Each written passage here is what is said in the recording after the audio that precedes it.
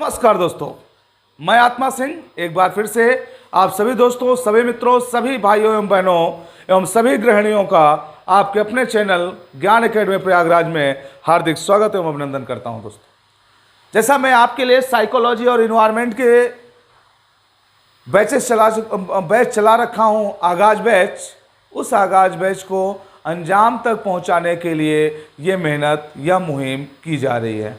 आप लोग ज़्यादा से ज़्यादा लोगों को अपने साथ जोड़ें और मैं आपसे ये भी दरख्वास्त करूंगा कि आप लोग कोई भी वीडियो को स्किप ना किया करिए, पूरा वीडियो देखिए, क्योंकि वीडियो के जो कंटेंट होते हैं वो स्टार्ट में ही पता नहीं चल जाते हैं।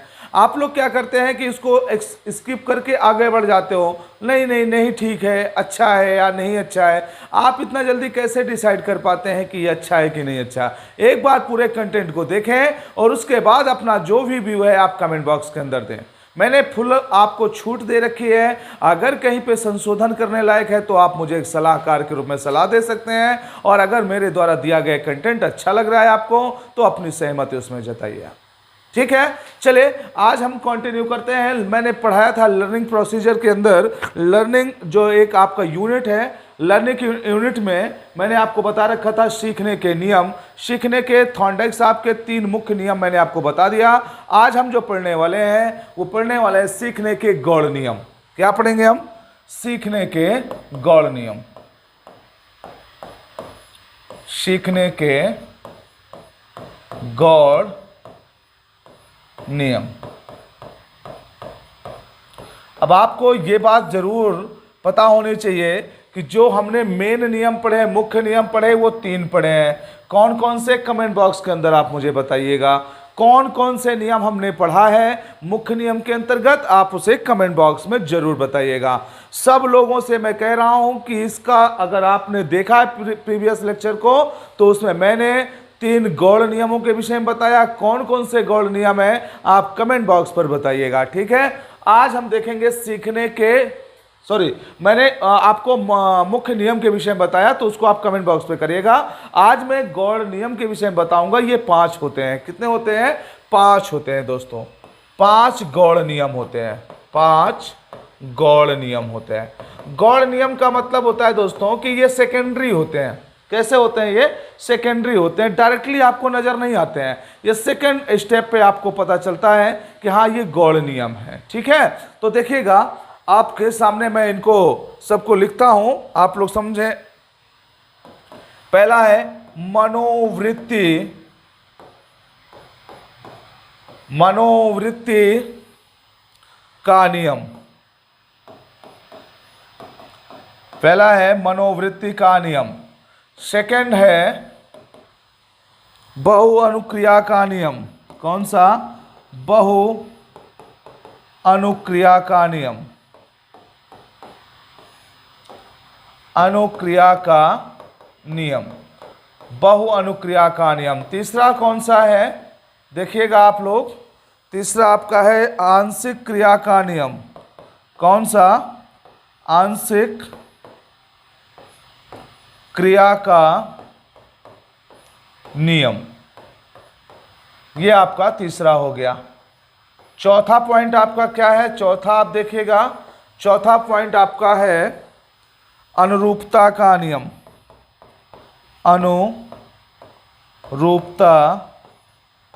का नियम, या दोस्तों इसी को कहते हैं सादृश्यता का नियम। सादृश्यता का नियम। और अगला नियम जो इंपॉर्टेंट है पांचवा नियम। पांचवा नियम कहते हैं क्या? संबंधित परिवर्तन का नियम। संबंधित परिवर्तन का नियम।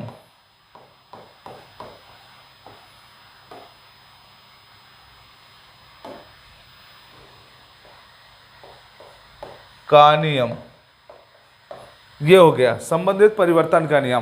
5 नियम होते हैं मेरे दोस्त। अब आपसे एक एक करके मैं डिस्कस करता हूं। इसका एक स्क्रीनशॉट ले लीजिए। नेक्स्ट पेज में मैं एक एक करके आपसे डिस्कस करता हूं। करिए इसको। चलिए, पहले बात हम करेंगे किसके लिए? पहले हम बात करने वाले हैं मनोवृत्ति का नियम। कौन सा? मनोवृत्ति का नियम।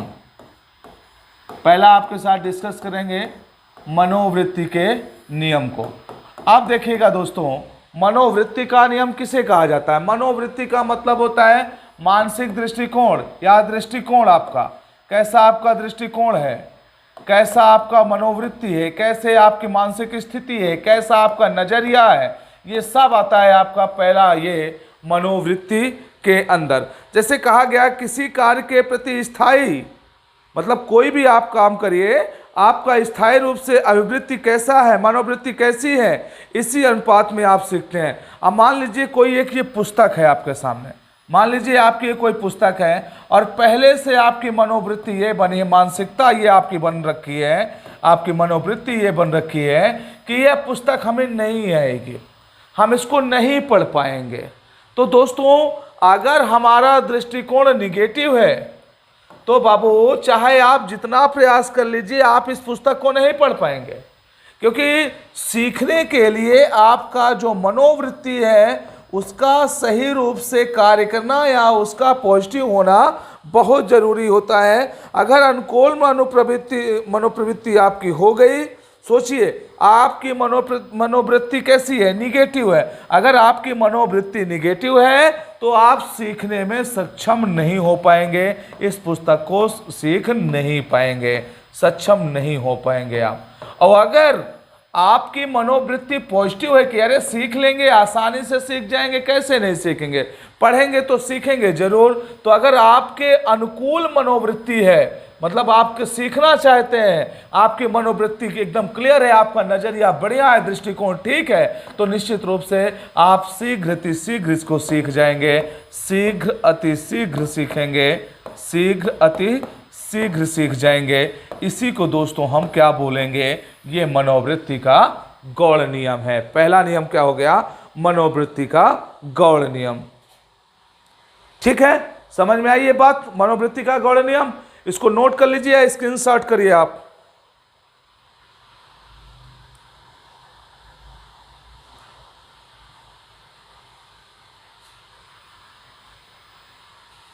चलिए आगे बढ़ता हूं, चलो आ जाओ। सेकंड है आपका बहु अनुक्रिया का नियम। क्या? बहु अनुक्रिया का नियम। बहु अनुक्रिया का नियम क्या कहता है दोस्तों? बहु अनुक्रिया का नियम कहता है कि जब हम कोई भी लक्ष्य हमारे सामने है, कोई भी ये टारगेट है, ये लक्ष्य है, इस लक्ष्य को प्राप्त करने के लिए हम विभिन्न प्रकार की अनुक्रियाओं का प्रयोग करते हैं, विभिन्न प्रकार की अनुक्रियाएं करते हैं, विभिन्न प्रकार के हम इसको सीखने के प्रयत्न करते हैं। लेकिन इसमें कोई बाहर का भी व्यक्ति सुझाव दे सकता है कि आप ऐसे सीखिए, आपको ऐसा सीखना चाहिए, लेकिन आप बाबू इस लक्ष्य तक पहुंचने के लिए इन्हीं में से किसी एक, इन जितने भी बहु अनुक्रिया हैं, जितनी भी अनुक्रिया करना है कि इस लक्ष्य को प्राप्त करने के लिए, तो इनमें से किसी एक को आप स्वीकार कर लेंगे। सपोज करिए आपने इसको स्वीकार कर लिया, इसको स्वीकार कर लिया, तो जब इसको स्वीकार कर लेंगे तो इसी अनुक्रिया के माध्यम से अपने लक्ष्य तक पहुंचने का आप प्रयास करेंगे। बाकी की जो ये 4 अनुक्रियाएं हैं, इसको आप धीरे धीरे क्या हो जाएगा, भूल जाएंगे, आप इसको छोड़ देंगे। हम उसी अनुक्रिया का प्रयोग करेंगे जो हमें बेहतर लगेगी, जो हमें लक्ष्य प्राप्ति में सहायक होगी। बात समझ में आया कि अनुक्रिया तो आप कई तरीके से करेंगे। सपोज करिए आपको स्टडी करना होता है, आप पढ़ाई करते हो, आप कहते हो कि ये टीचर नहीं अच्छा, वो टीचर अच्छा है, वो टीचर नहीं अच्छा, वो टीचर अच्छा है, मतलब आप सीखना चाहते हो, है ना। अब सीखने के लिए आपके साथ मेहनत करने के लिए बहुत सारे टीचर आपको मार्केट में देखने को मिल जाते हैं। अब जब बहुत सारे टीचर आपको मिल जाते हैं तो आप किसी के पास जाकर सीख सकते हैं, लेकिन पता चलता है उनमें भी आप चयन करते हैं, नहीं करते हैं आप। तो आपके सामने बहु अनुक्रिया है अपने लक्ष्य तक जाने के लिए, आपको सीखने के लिए आप उनमें से बेहतर को चुनते हैं और जो आपको ठीक लगता है आप उसी से पढ़ना शुरू कर देते हैं और उसकी बात आपको समझ में आती है और आपका जो लर्निंग प्रोसेस है वो आगे बढ़ चलता है। तो आप केवल उसी को अब याद रखते हैं जिससे आपको क्या होता है, आपको बेनिफिट होता है, आप जिससे सीख पाते हैं। बाकी जो और अन्य टीचरों से आपकी मुलाकात हुई है, थोड़े दिन के बाद वो उनको भूल जाएंगे, क्योंकि वो प्रोसेस में नहीं होंगे। वो किस में नहीं होंगे? प्रोसेस में नहीं होंगे। जब तक वो प्रोसेस में नहीं होंगे तब तक आपको इसकी जानकारी नहीं हो पाएगी। ठीक है, तो ये हो गया सेकेंड, बहुअनुक्रिया का नियम। अगर ये बात समझ में आई हो तो आप मुझे थम्स अप जरूर करिएगा, क्योंकि मैंने बताया कि बहुत सारी अनुक्रिया होंगी लक्ष्य को प्राप्त करने के लिए, लेकिन इनमें से किसी एक का भी चयन करेंगे जो आपके लिए बेहतर होगा, जो आपको सीखने में मददगार होगा, और बाकी जो अनुक्रियाएं उसको आप भूल जाएंगे। यही बहुअनुक्रिया का नियम है दोस्तों। ठीक है, अब आ जाइए तीसरे में। तीसरा इंपॉर्टेंट है आंशिक क्रिया का नियम। कौन सा है? आंशिक क्रिया का नियम। अब आंशिक क्रिया का नियम क्या कहता है दोस्तों? आप बताइए। दो तो मैंने आपको बता दिया, दो तो आप समझ गए होंगे। समझ गए कि नहीं?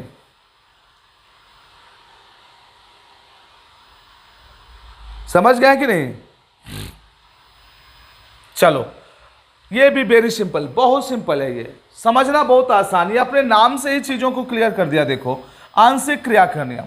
सपोज करिए ये कोई मोटी सी बुक है आपके सामने, मोटी सी बुक है। अब इस बुक को आपको पढ़ने के लिए कहा गया कि बेटा इसको पढ़ो आप, या कोई आपके जीवन में समस्या आ गई, ऐसे समझना, कोई आपके जीवन में समस्या आ गई, बड़ी समस्या आ गई, तो क्या इस बड़ी समस्या को एक बार में ही आप सही कर लेंगे?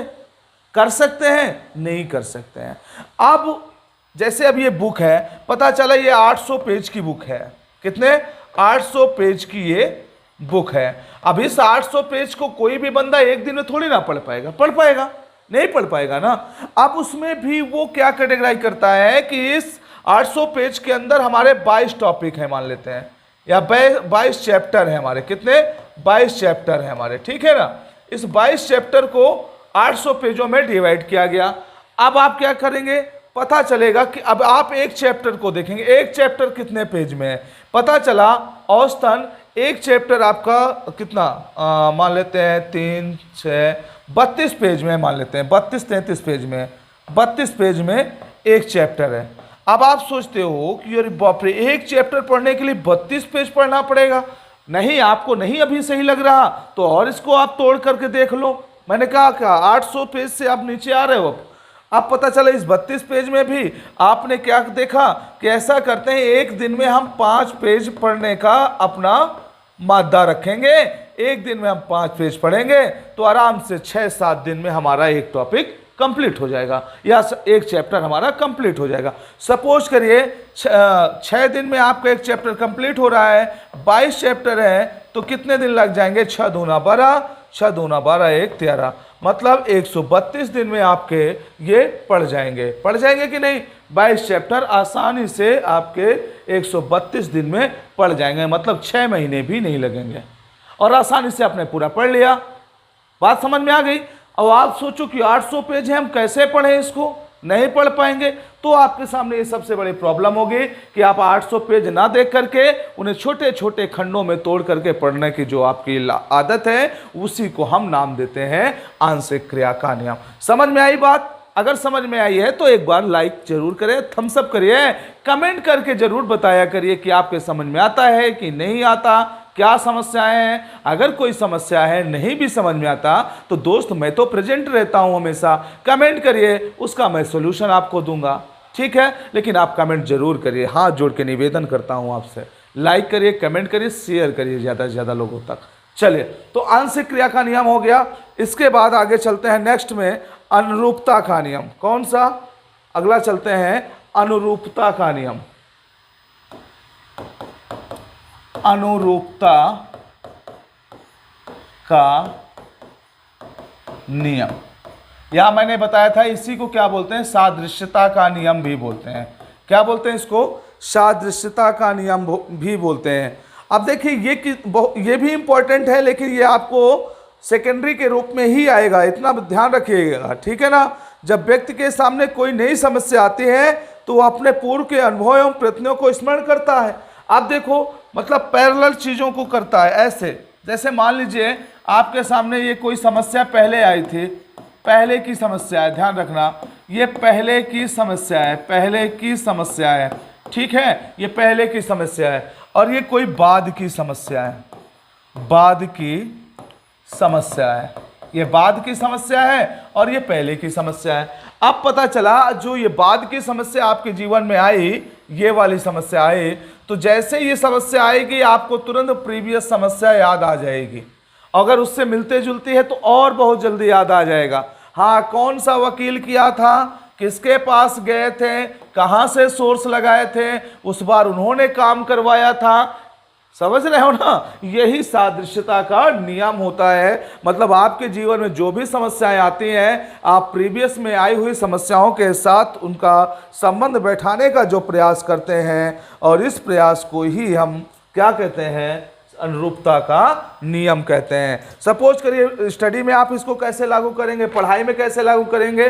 जैसे मैथमेटिक्स का कोई एक सवाल आपने पीछे लगाया, सपोज करिए परसेंट पढ़ते हैं, प्रतिशत पढ़ते हैं, और आगे आपको लाभ हानि पढ़ना होता है। क्या?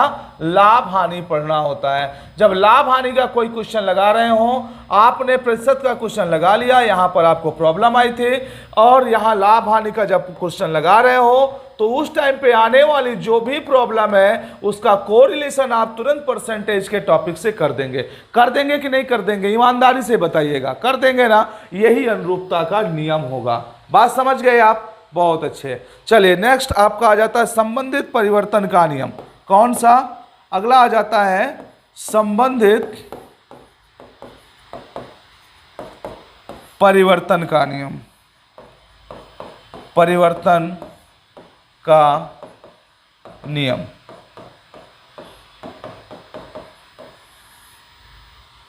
संबंधित परिवर्तन का नियम आ जाता है। अब इसमें क्या होता है, इस नियम को साहचर्य परिवर्तन भी कहते हैं, बहुत इंपॉर्टेंट है। इसे क्या बोलते हैं? साहचर्य का नियम भी कहते हैं, ठीक है, याद रखें इसको। अब बताया गया इस नियम के अनुसार कोई भी अनुक्रिया जिसे करने की क्षमता व्यक्ति में होती है, उन्हें एक नए उद्दीपक के द्वारा भी उत्पन्न की जा सकती है। इससे क्रिया का स्वरूप वही रहेगा जिस पर परिस्थिति में परिवर्तन होता है। बात समझ में आई? मतलब कोई समस्या है आपके सामने, कोई समस्या है, इस समस्या के समाधान के लिए, इस समस्या का समाधान के लिए आप कोई भी एक इसके सामने उद्दीपक रख दीजिए, ये अनुक्रिया करना शुरू कर देगा। ठीक है, ये अनुक्रिया करना व्यक्ति शुरू कर देगा। दैट इसी बात को ही तो संबंधित परिवर्तन का नियम कहा जाता है। अकॉर्डिंग टू कह सकते हैं परिस्थितियों के अनुसार, सिचुएशन, जो अकॉर्डिंग टू सिचुएशन है ये चेंज होता रहता है। मेरी बात को गौर फरमाइए। यहाँ पर मैंने कहा कोई समस्या आपके जीवन में आई है और उसको एक बार किसी वकील ने सॉल्व किया, उस बार वो कोई वकील नहीं है, तो इस समस्या को आप उसी तरह के किसी दूसरे वकील के पास जाते हैं, इस समस्या का समाधान करवाते हैं। यही संबंधित परिवर्तन का नियम होता है।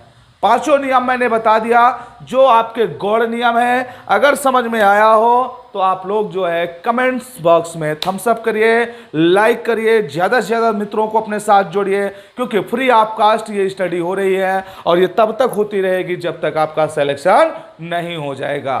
ठीक है दोस्तों, आज के लिए इतना ही। फिर मिलता हूँ नेक्स्ट क्लास में फुल एनर्जी के साथ। आप लोग भी पढ़ाई करते रहिए अच्छे से, घर बैठे पढ़ाई करिए, कोई दिक्कत नहीं, फुल कंटेंट आपको मिलेगा। आप बिल्कुल इसमें से परेशान ना हो, और जैसे वैकेंसी आ जाएगी मैं प्रैक्टिस भी आपकी शुरू करवा दूंगा।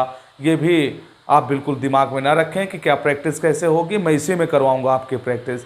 ठीक है दोस्तों, ठीक है, आज के लिए इतना ही। फिर मिलते हैं नेक्स्ट क्लास में, तब तक के लिए दोस्तों गुड बाय।